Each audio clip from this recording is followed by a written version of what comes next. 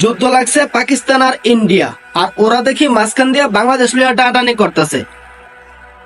আমি প্রথমে বলে রাখি, আমি যুদ্ধের পক্ষে না। রক্তারক্তি, মারামারি, খুনাখুনি কোনো সময় একটা পৃথিবীতে শান্তি আনতে পারে না। যুদ্ধ কোনো সময় একটা দেশের জন্য মঙ্গলজনক না। কিন্তু ইন্ডিয়ার কিছু কিছু নিউজ এবং কিছু কিছু কন্টেন্ট ক্রিয়েটর যেভাবে বলতেছে, ইন্ডিয়া স্টাম্প বরাবর বল করতেছে। যদি একটা বল উত্তর দিকে বা একটা বল বাংলাদেশে বা একটা বল যদি সাইডে মারা যায় তা কেমন হয়?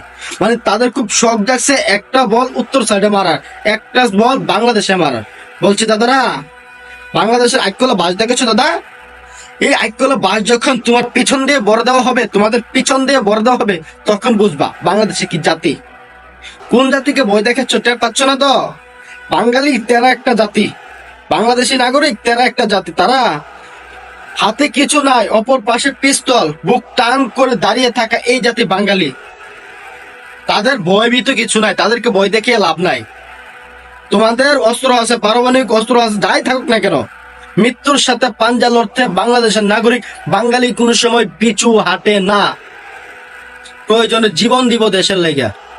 আর এই জাতিকে তুমি ভয় দেখাও, বোকা চোদা।